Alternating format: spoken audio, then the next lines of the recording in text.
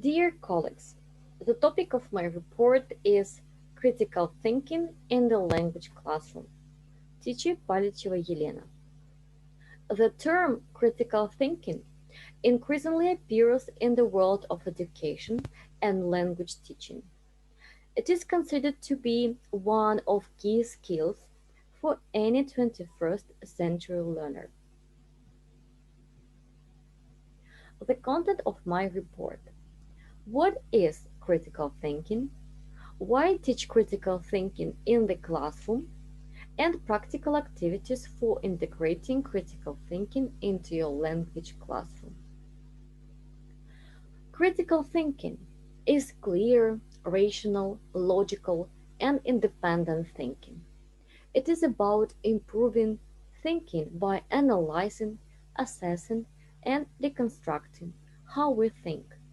It is also means thinking in a self-regulated and self-corrective manner.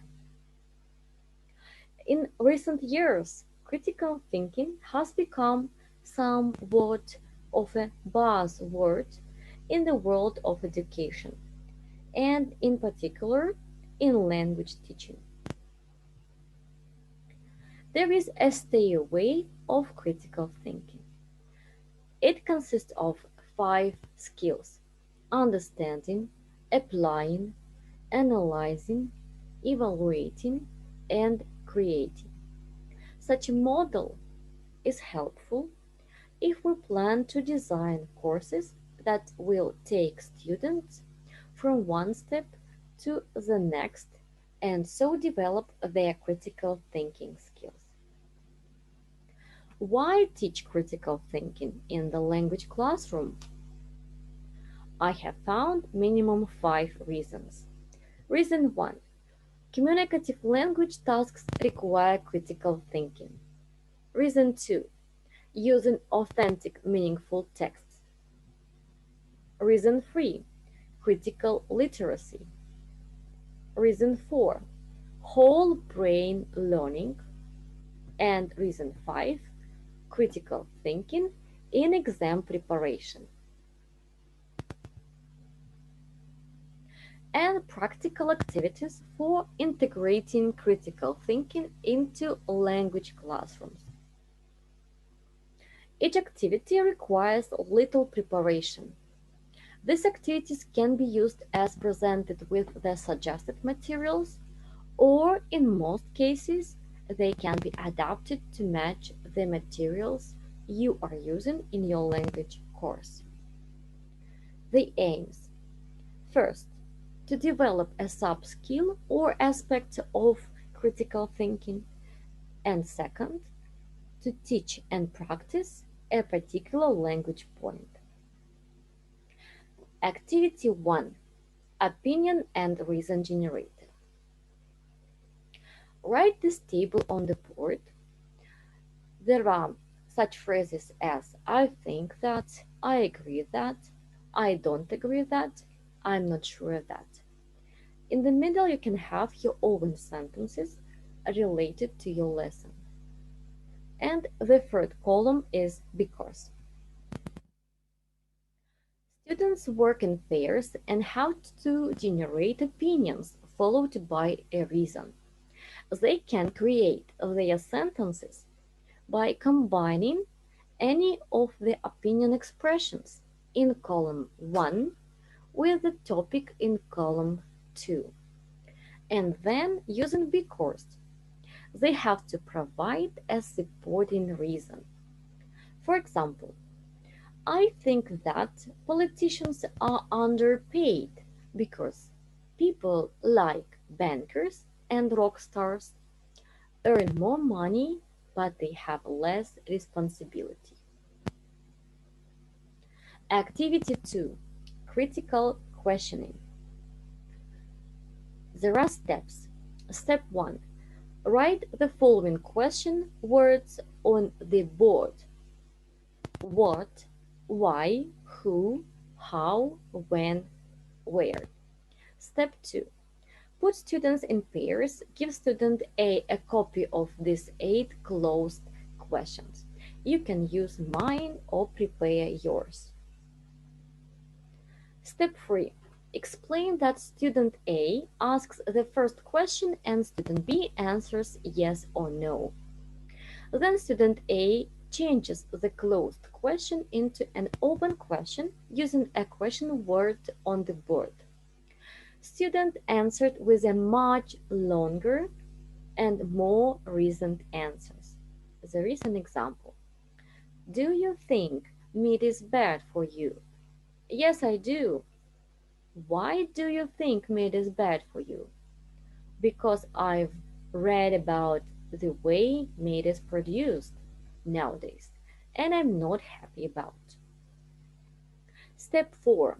Students work through all 8 questions in the same way until they reach the end, so that everyone has an equal opportunity to ask and answer the questions.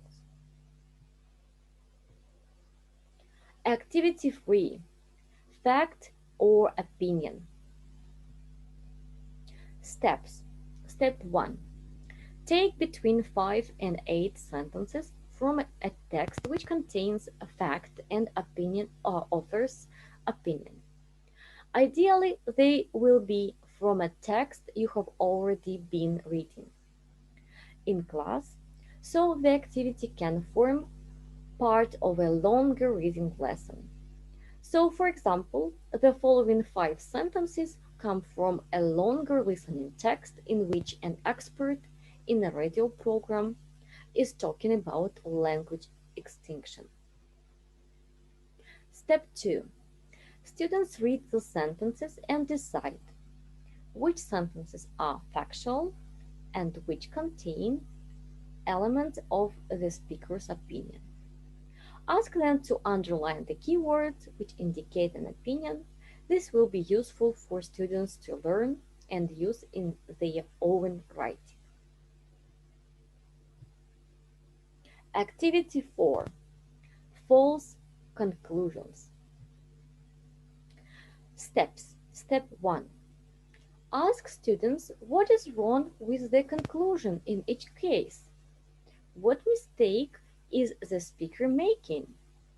I will read the first example. Dogs have 4 legs. Cats have 4 legs. All cats are dogs. Step 2. Put students in pairs or groups and ask them to write a similar set of 3 sentences with an incorrect conclusion.